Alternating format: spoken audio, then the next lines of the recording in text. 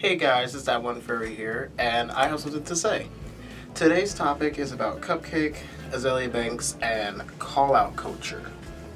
So, yesterday there was a kind of like not a really debate, but just a series of subtweeting back and forth between Cupcakke and Azealia Banks. If you don't know who those two are, Cupcakke and Azealia Banks are both rappers, black women rappers in the hip hop rap industry, and the topic came up about Azealia Banks from Cupcakke, where Azealia Banks tweeted out something about someone's breast and how they should get work done, and just kind of like a series of body shaming type tweets that she herself was ignorant to. She either knows or does not know what she's saying and the implications of what it is and just the bad connotation of it in general.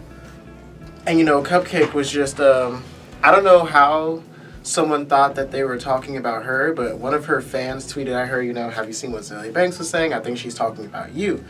And, Cupcakke, instead of just like asking Azealia Banks herself, like a private message or something, she like publicly tweets about it. And she's like, oh, well, Azealia Banks has talked about me in the past, but like she said that she heard it from a friend. And you know how that can be, like people say things that about people they don't like, or things can get misconstrued. You know how the telephone game can be. Like basically, if you don't hear it from the source itself, then don't trust it. But that's not where it ends. So Azealia Banks goes and she says, because one of her fans, Cupcakke's fans, tweeted at Azealia Banks, like, why are you body shaming Cupcakke? What are you doing? All the kind of nasty stuff people say about her in general. And Azealia Banks goes and said that she didn't even tweet about Cupcakke. It wasn't about her. It was about someone else. And someone else was like, it doesn't matter who you're tweeting about. It's still bad. And yeah, it like body shaming in general is bad. Like, but at the same time, and I know people are gonna be like, oh, why are you playing devil's advocate for body shaming? In the black community, like we do a lot of joning and stuff like that, and I feel like non-black people won't know how to take that. Just like another example of this is the whole African American versus continental African debate, and it's not really something I really want to go deep into, but just the whole, as a child, a black American would make fun of someone who's continental African based on their accent or their food or something like that, and they carry those things with them. And it's not good, but like black people, as another black YouTuber has said in the past, black people in America, we kind of have this like bonding through trauma and bonding through, making fun of each other. And usually it's in good jest. Joning is joning, like no matter what. But so that's the tea on that.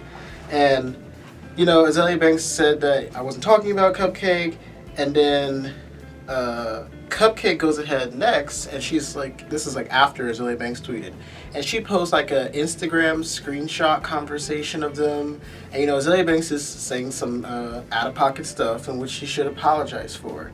But at the same time, this goes into my next part, well actually my point after that, but she goes and posts the conversation, and after that she's kind of like throwing Azealia Banks under the bus, just to come out as looking like the innocent party. And to an extent she is, sure, but my interpretation, like I don't like that type of behavior in general, where it's like Kanye did that to John Legend, and I don't like that in general. Like, if you have a problem with someone, you don't need to take it out in a public space. Like, especially if this is someone that you say you're cool with and you call your friend and you post your conversation publicly about them, knowing that you're a fan. Like, you know who your fans are. You know who your fans are. You know about stan culture, and we're going to get into that too. You know about stan culture. You know who your fans are. You know how they're going to react. You know how people can be like attack dogs and go after the people based off of what they said. And you're only adding fuel to the fire, and it's like really corny. It's really corny. It's really immature. And, it's not how you wanted to have handled a situation like that. So now that that's out of the way, I want to talk about a few things that concerns this. One of those things is societal unlearning and conditional thinking. We are all conditioned to as we're growing up to accept this Eurocentric idea of beauty, how we should all look a certain way, women should dress a certain way, their boobs should be a certain way, they like should be trimmed, if you know what I mean, a certain way. Same with guys, like we all need to be muscular and attractive, and Chris Hemsworth, we need to have these like beautiful Eurocentric features and stuff like that.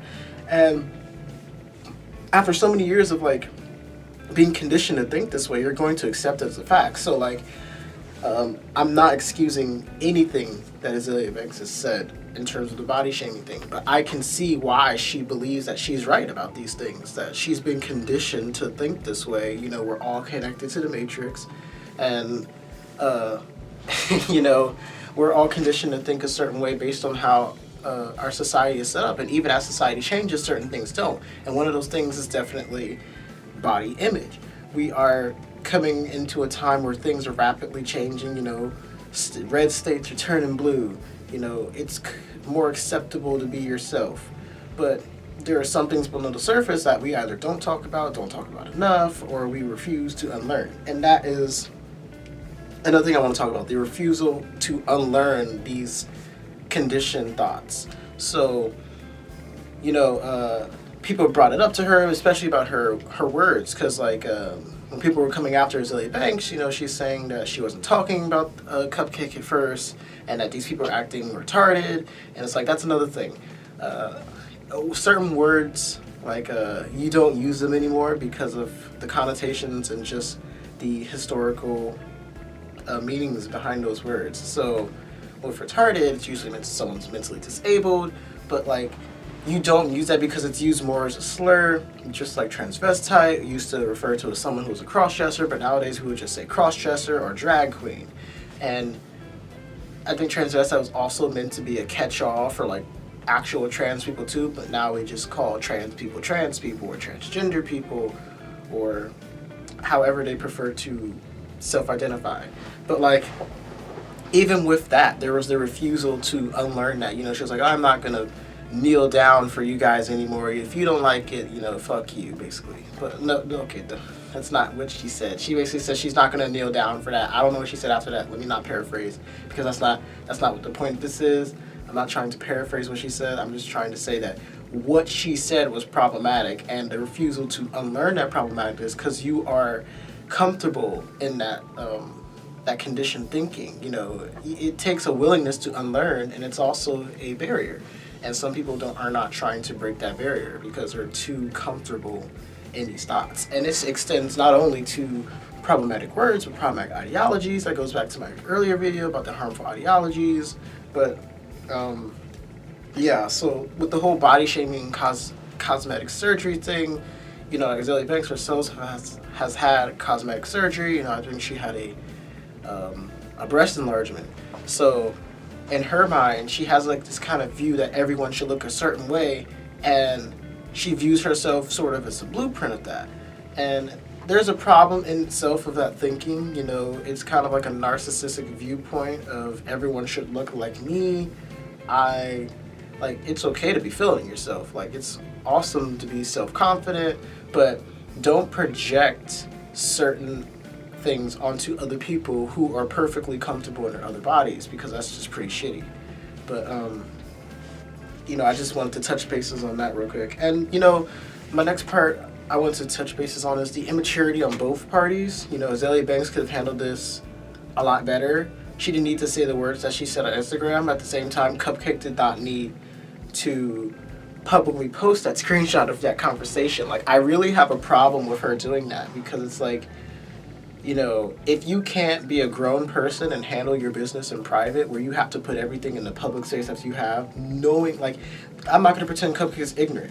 She's a grown-ass woman. She knows what the fuck she's doing. She knows that her fans are going to go after Azealia Banks on this corny shit that she did. And Azealia Banks knows, or at least she should know, that the words that she's saying, the ideas that she have, they're not going to fly in today's society. Like, we grow, we're constantly growing. We outlearn things become less acceptable, things become not acceptable anymore. And this kind of idea of like body shaming and problematic words is unacceptable. Now, I am going to say this. In a later tweet, which was unrelated to this situation, Azealia Banks was talking about her upcoming album, Fantasy 2, and how she's reworking the lyrics of one of her old songs. I believe it's called Us. And one of the second lines in that song was transphobic. So she said, I don't like that song anymore. It's transphobic. I'm going to rework it and then re-release it.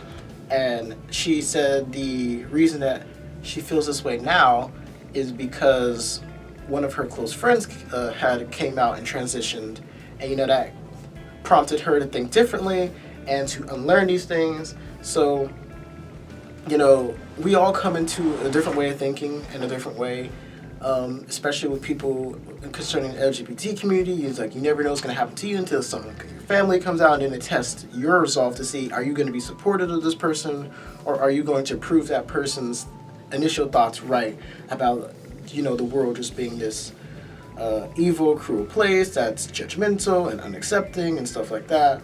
So I brought that up basically to say she has the capacity to unlearn these things. I just think it's going to be a process. But the point that I want to make here is basically it's immature on both parts, that they couldn't handle this a lot better, that they had to bring it into this public space. Azealia Banks already has a problem where she just can't leave well enough alone.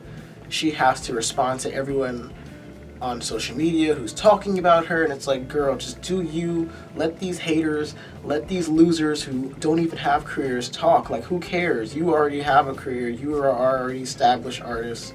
You have notoriety. You have fame and infamy, of which you've both caused, deserved, and are moving past. But at the same time, we can't keep taking one step forward and then 3 steps back and then hoping that your fans are still going to be there. Because right now, and this is what I'm going to say about this, and this is the last part I'm going to say about Azealia Banks, is that when she does these things and she refuses to take responsibility for her words and she just thinks that everything she says is all right, I think that especially when you have these yes man type fans, you're breeding this culture of toxicity, whatever. And it's it's you're an influential person, and I don't think that's the influence you want to give off to the community, the both Black community, the human community in general. Like, you just don't want to be that type of person that breeds this type of air of judgmentalness, of unacceptingness, because you yourself are preaching this one thing, but then your action and words afterwards are the opposite, basically. Now I want to talk about call-out culture, and this goes back to Cupcakke and her tweets. Cupcakke and her tweets. So my first video was about Kanye posting, just Kanye in general, but one of the parts about that video was him posting the screenshots that he had the conversation with John Legend. John Legend approached him, basically as a concerned friend, and Kanye goes and posts that screenshot of that conversation, just kind of not discredit him, but basically you can't tell me how to think. And it's that same type of mentality, how Kanye's new fans, the MAGA Trump wearing motherfuckers, who are gonna now come after John Legend. John Legend doesn't really care.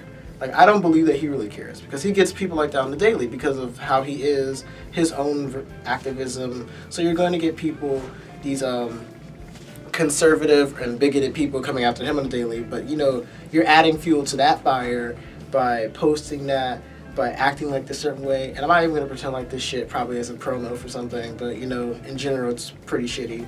But with Cupcakke herself, it's the same thing. She pulled a Kanye and posted some screenshots, and instead of just handling this in private, basically saying, Azealia, this is how you made me feel, I don't like that, this is not an okay way to talk. And even if it wasn't like that, even if it didn't go like that, and Azealia does not have any moment of self-reflection, you could have left well enough alone, you could have blocked her, you could have stopped talking to her. But by bringing it to this public space where now the whole world can see it, you're adding fuel to this fire of hatred that's already present. And we already have enough people in mainstream media trying to pit Black women against each other, especially in the music industry, Rihanna's better than Beyonce, Beyonce's better than Khalees, yada yada yada. So we don't need that from each other when we already have that from this, this system, the Matrix. The Matrix already trying to pit us against each other, and we don't need to play into this system. We don't need to play our roles in this very already like screwed up game. But again, call out culture, I don't agree. I don't like it. It's toxic as fuck. You can handle your business to an extent, and if you can't, then like unless your life is in danger or you feel like this is like I think there's some things that you do want to call attention to, like racism and stuff like that. But Azealia Banks saying something about your boobs and then you getting upset about it and you think you can just post it on Twitter and that's okay. It's immature on both parts. Like, and I know people probably won't agree with this. Like, I always encourage discussion in the comments if anyone wants to leave a comment. But like, my opinion, my personal opinion, is that this is very immature on both parts. Azealia Banks did not need to say what she needed to say. She needs to unlearn some certain things she's been conditioned to think. And at the same time, Cupcakke needed not to post those screenshots. And the last thing is the likely fallout of this. We can surmise what's going to happen. Azealia Banks is resilient to this type of thing. She's used to this type of thing. So I don't really think it's going to affect her. And if it is, it's probably going to affect her career in terms of existing fans kind of looking at her funny or giving her the side eye and just kind of not really fucking with this. And she's just kind of alienating current fans, alienating new fans, people who are already fans of both of them are like me, we're conflicted. So I don't like the behavior from both of these people. I don't like the fact that Cupcakke couldn't keep this private and she had to broadcast it to the world. Because, like, how is this any of our business? Like, I just don't see how it's any of our business that I need to see this. Whatever you guys say, whatever you guys talk about to each other. It's just none of our business, basically. And I don't feel that that was the right move to make. I don't feel that you needed to do this. But, at the end of the day, I'm not anyone's mama. So, this is... they'll work it out, I guess. But yeah, that's pretty much it. I don't agree with call-out culture. I think that this situation in general is pretty shitty. It's shitty of Azealia Banks to say those things. It's equally shitty. Well, I shouldn't say equally. It's also shitty of Cupcakke to publicly broadcast this. And that's all I have to say on that. So if you, I don't know, it's the endings of these videos. Anyway. If you have something to say, or if you have a comment, if you have an idea, if you think differently, if you don't agree with what I said in the video, if you think Azealia Banks is in the wrong, if you think Cupcakke's in the wrong, if you think either one's in the right, be sure to leave that in the comments. I'd love to hear what you guys have to think about this situation. I also want to know what you guys think about call-out culture. Like, do you think it's beneficial to have these type of public discussions where one party might not be willing? And as always, if you enjoyed this video, go ahead and leave a like. If you really, really enjoyed it, you can subscribe. And if you just exponentially enjoyed this, you can do both of those things and also share the video. And, I'll be back probably this upcoming Friday. With a new topic. I think you guys will enjoy this next topic. It's probably going to appeal more to my username than anything. So make sure you look out for that. And, I'll see you guys next time.